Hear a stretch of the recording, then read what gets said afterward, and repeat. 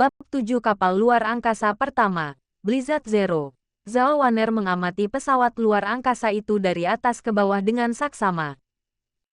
Dia menatap Zhao Chen dengan heran. Ini, kapal antariksa ini dirakit dari 3 T2 Hyena, T2 Grey Wolf, dan T2 Devil Crocodile. Dia mengerti mengapa kapal luar angkasa ini memberinya sensasi deja vu. Karena lambung kapal luar angkasa ini 90% mirip dengan lambung kapal perang antar bintang berukuran sedang kelas T2 Devil Crocodile. Modul senjata di atas sangat mirip dengan modul senjata kapal perusak bintang sedang kelas T2 Hyena.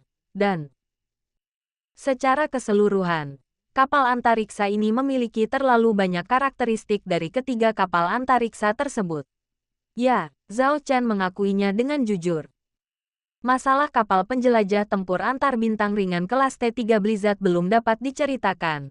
Tetapi fakta bahwa ia merakit sendiri kapal antariksa itu tidak dapat disembunyikan. Karena ada catatan pertukaran di gudang kapal antariksa, dan dikombinasikan dengan fakta bahwa Zhao Chen akan menggunakan kapal antariksa ini untuk berduel dengan Zhang Haoran nanti. Siapapun yang cerdas akan dapat mengetahui hal ini. Kau sudah di sini selama setengah bulan terakhir untuk merakit pesawat antariksa ini. Kapan kau belajar cara merakit pesawat antariksa? Zhao Wan'er menatap Zhao Chen dengan tak percaya. Membongkar 3 kapal luar angkasa dan merakitnya menjadi satu bukanlah tugas mudah. Yang paling penting adalah memastikan semua modul pesawat luar angkasa benar-benar dapat dinyalakan. Zhao Chen menunjuk ke arah kapal antariksa dan berkata sambil tersenyum, saya punya banyak rahasia. Selain kursus di Departemen Kapten, saya juga diam-diam mempelajari beberapa teknik kapal antariksa. Dan ini adalah pesawat luar angkasa pertamaku dan aku menamainya Blizzard Zero. Petik 2.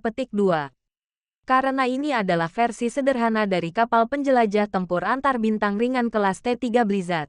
Tetapi menggunakan nama Blizzard agak tidak tepat. Jadi Zhao Chen cukup mencantumkan nama terpisah, Blizzard Zero. 0. Badai salju. Zhao Wan'er menggumamkan nama aneh ini. Apa sih sebenarnya kapal luar angkasa yang bentuknya seperti kapal perang antar bintang, kapal penjelajah antar bintang, dan juga bergaya seperti kapal perusak bintang ini? Apakah kamu yakin itu benar-benar bisa dimulai? Zhao Chen. Aku tahu bagaimana perasaanmu terhadap Jiang Sasa, tapi wanita itu sebenarnya tidak tepat untukmu. Jadi jangan gantung diri di pohon ini. Dan Anda tahu situasi wilayah kami. Anda dan saya akhirnya menggunakan sisa tabungan wilayah kita untuk menjadi siswa di Akademi Armada Bintang Utara. Hanya jika kita lulus dengan sukses kita dapat berharap untuk merevitalisasi wilayah tersebut. Anda tidak ingin gelar Anda diambil kembali oleh kekaisaran saat itu, bukan? Jika kamu dikeluarkan dari sekolah, kamu akan layak di hadapan arwah orang tuamu di surga. Dan pengorbanan saudara perempuanku. Zhao Wan'er menatap Zhao Chen dengan marah. Kemudian, Zhao Wan'er meraih pergelangan tangan Zhao Chen dan berkata, aku akan meminta bantuan sahabatku. Dia berasal dari keluarga terpandang. Biarkan dia bernegosiasi dengan Zhang Haoran dan membatalkan duel ini. Tapi Zhao Wan'er tidak menarik Zhao Chen. Sebaliknya, Zhao Chen malah menghampiri Zhao Wan'er dan memeluknya seperti seorang putri. Apa yang kau lakukan? Pipi Zhao Wan'er memerah. Ayo kita lihat pesawat antariksaku. Zhao Chen tidak banyak bicara. Dia menggendong Zhao Wan'er dan berlari menuju pintu masuk kapal luar angkasa. Melewati koridor-koridor tua di dalam kapal, kami tiba di anjungan, yang merupakan otak kapal antariksa ini. Jembatan itu tidak terlalu besar, hanya sekitar 100 meter persegi, dan karena belum dibangun, jembatannya gelap gulita. Zhao Chen menurunkan Zhao Wan'er, berjalan ke kursi kapten sendirian, duduk, lalu meletakkan tangannya di sandaran tangan kanan kursi kapten. Tingkat otoritas tertinggi terdeteksi.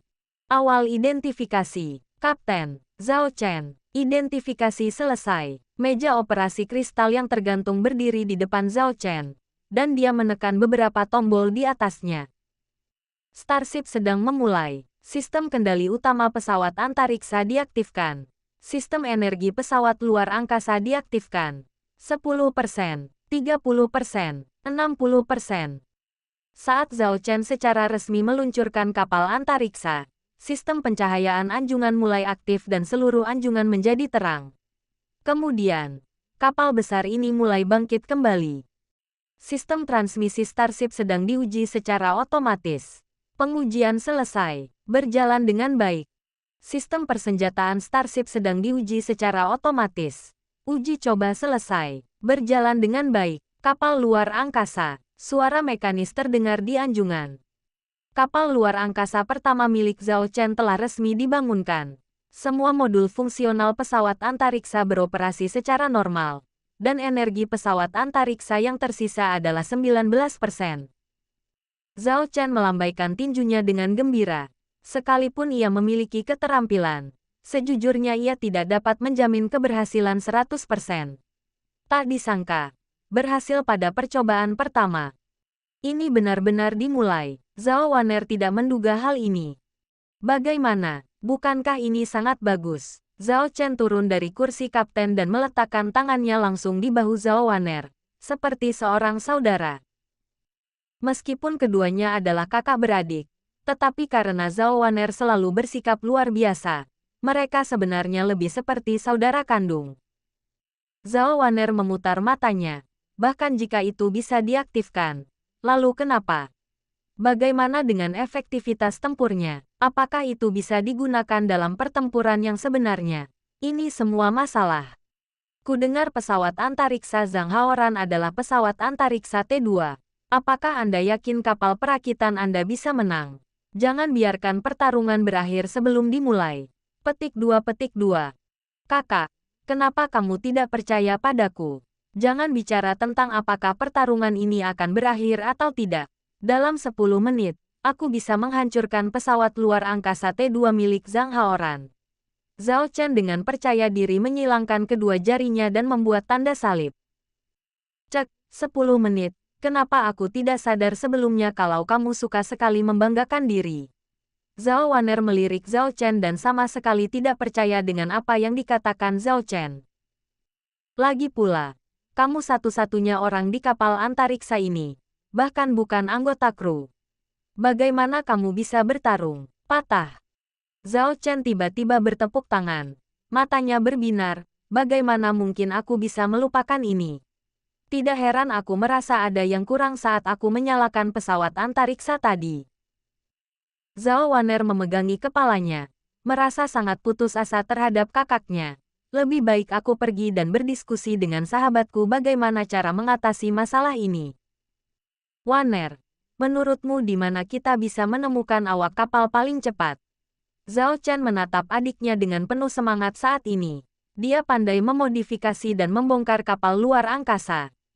Tetapi jika sudah menyangkut hal semacam ini, Zhao Chen benar-benar tidak punya jalan keluar. Kau bahkan belum memikirkan hal-hal ini, dan kau masih memikirkan duel kapal antariksa. Zhao Waner terdiam, tetapi tetap menjelaskan kepada Zhao Chen, anggota kru umumnya berasal dari 3 sumber. Salah satunya adalah mahasiswa jurusan lain di Akademi Starfleet. Selain Departemen Kapten tempat Anda dan saya belajar, Akademi Militer Starfleet juga memiliki berbagai departemen profesional lainnya. Saluran kedua adalah merekrut beberapa veteran pensiunan dari tentara kekaisaran. Tidak ada masalah dalam mengoperasikan kru semacam ini, tetapi dibutuhkan banyak biaya untuk mendukung para veteran ini. Saluran 3 adalah beberapa anggota kru yang berasal dari saluran yang kurang formal, seperti mereka yang awalnya terlibat dalam industri abu-abu, bajak laut, budak, del. Faktanya, Akademi juga menyediakan jalur perekrutan awak kapal. Anda menggunakan kartu identitas Anda untuk terhubung ke jaringan perguruan tinggi, yang memiliki saluran khusus. Petik 2. Zhao Chen mengusap dagunya dan bertanya tanpa banyak berpikir, mana yang paling murah? Zhao Waner memutar matanya, tetapi dia juga tahu bahwa Zhao Chen tidak punya banyak uang di sakunya. Yang termurah tentu saja budak. Para budak ini biasanya adalah tawanan perang. Beberapa di antaranya awalnya adalah pilot pesawat antariksa. Namun, Karena masalah loyalitas dan status, banyak orang enggan menggunakan budak dan paling-paling hanya menugaskan mereka pada pekerjaan yang tingkatnya paling rendah. Seperti pekerjaan di jembatan. Atau, Zhao Waner berbicara. Zhao Chen telah menggunakan kartu identitasnya untuk terhubung ke jaringan akademi. Dan di saluran perekrutan kru, dia melihat opsi budak di sudut. Setelah diklik, daftar slave akan muncul. Setelah melihat sekilas, Zhao Chen tiba-tiba menatap daftar budak itu, seolah-olah dia telah menemukan harta karun. Itu saja, Zhao Chen mengklik opsi penebusan tanpa ragu-ragu. Karena poin kuliah telah habis, Zhao Chen menggunakan akunnya sendiri untuk membayar kali ini. Kau melakukan apa? Melihat Zhao Chen menutup antarmuka proyeksi holografik dengan ekspresi puas di wajahnya, Zhao Waner mendapat firasat buruk.